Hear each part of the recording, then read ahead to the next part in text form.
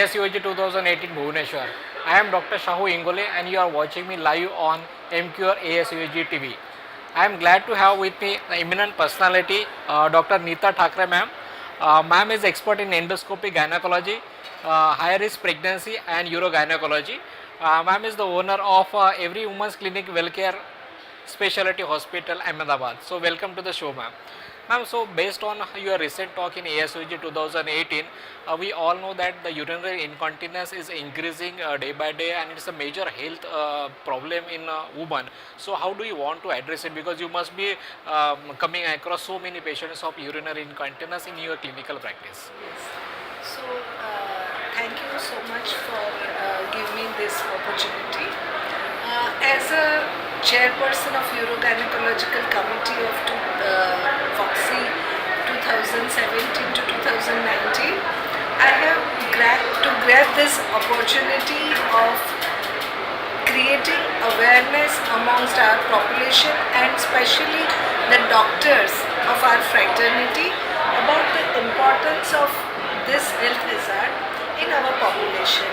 And I am so happy to come to your platform and spread some message which is of relevance to all these people. Now, urinary incontinence is such a big problem in our community, but females usually take it as aging process, something which she has to bear with. So we want to tell to the people that no, it's not that you have to bear it.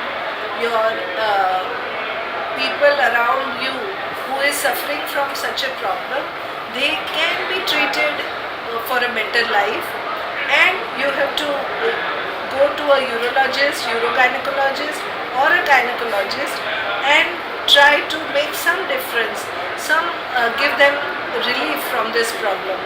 It is such a health hazard where if a female is having urinary leakage, she has social restrictions, she has so many other problems. Sometimes we see people having fractures because when they try to rush to the toilet and they fall off and they get fractures.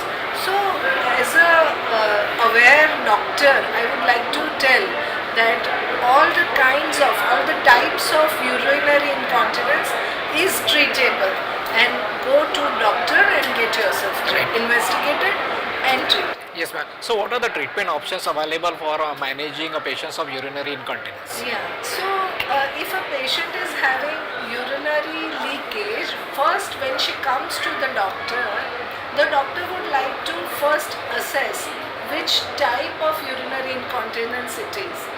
So there are major two varieties. One is urinary incontinence because of overactive bladder and one is stress incontinence.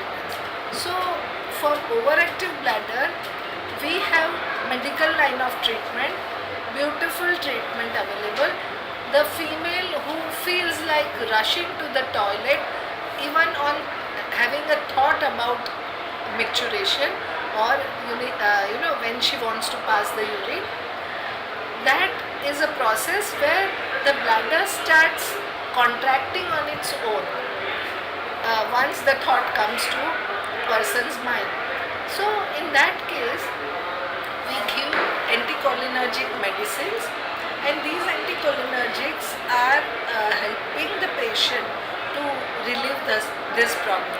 So majority of the patients are treated very well with various kinds of treatment, and the latest one is mirabegron molecule which has come up. So it has got minimum side effect, and the dryness part which was there with the previous molecules is not there with this one. Which is very common with anticholinergic drugs. So the dryness, when we used to give anticholinergics, the patients were having this as a major side effect, and they used to drop the idea of taking it after a certain period. So now with mirabegron, they are going to get better treated, and that's where the compliance is expected more from our patients. Now coming to stress incontinence. Stress incontinence can be treated by behavioral modifications, training, changing the lifestyle, reducing the weight, reducing the dietary content of urinary irritants like caffeine and cigarette smoking and various cold drinks, plus nicotine. So that is the basic treatment. Patient is advised to do Kegel's exercise. Patient is advised to change the lifestyle and modify her life for a better stress management. And there are certain measures which are physiotherapy kind of thing. But after all this, if it doesn't work, then we usually tell our patients to go for a surgery. This surgery is a gold standard treatment for urinary incontinence, which is called mid-urethral sling. And this mid-urethral sling surgery is a beautiful one, where a simple small procedure where we put a sling or a tape, Prolene tape, at the level of mid-urethra, either retropubically or transobturator form, and that will take care of the urinary incontinence, of genuine stress incontinence. So these are the methods of treatment for the patients. Okay, so when as you rightly said, there is some scope for the use of mid-urethral sling, and there is a uproar about the use of this mid-urethral sling. So what is your opinion, and what will be the future of the sling usage? Yes. So unfortunately, what has happened that a beautiful device like mid-urethral sling is given a bad name because of its inadvertent use by some patients, some doctors who are not really well trained, or maybe because it was not used in a right patients. So patient selection was sometimes wrong, or maybe it was. And what had happened is that in for all the other countries like USA, UK, Australia, New Zealand, the lawyer community has they have given voices to patients who have faced problems, and those lawsuits have created such a problem that now such a beautiful product like TBT Sling has been banned in Australia and New Zealand very recently. So a gold standard treatment according to medical research has been withdrawn in 2 countries, and that is where I want to put a highlight that if at all you use any particular medical device, if it is used in a right patient, in a right way, and after having a proper training of how to do it and how to use it, then such a product may not be given bad name.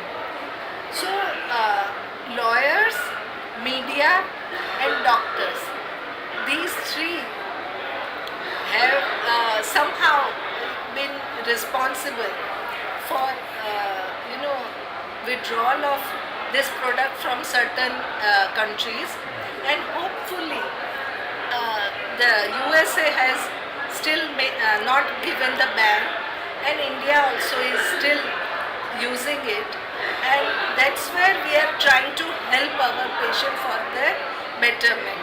And if to our doctors also I would like to say that if you use it in a right kind of patient, with right technique, with right guidance of some person who is knowing how to do it, then you will not fall into any problem for your patients, and the continued use is going to help our patients. That's what is So my ma'am, message. being an expert in urogynecology, what will be your final key message to the gynecologist, and what will be your final key message to the patients? For the patients, let me tell you that this treatment is really helping so many patients, and I don't think it is right for our country to withdraw it. So go to the right person, get yourself investigated. All the patients do not need surgical line of treatment, so don't worry about that. But if your doctor is suggesting to go for a surgical line of treatment, then you can always go to a right kind of person and get yourself treated.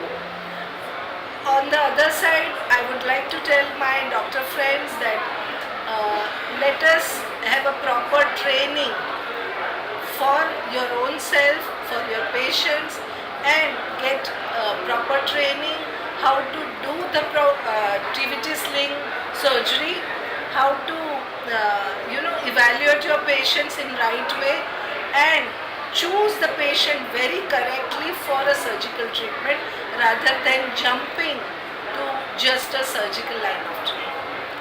Thank you so Okay, much. thank you so much, ma'am, for such a wonderful discussion and guiding us on the management of the urinary incontinence, particularly for the usage of the slings. Thank you so much. I'm hopeful that this should make some difference for patients as well as doctors. Thank you so much, ma'am. Thank you for your time.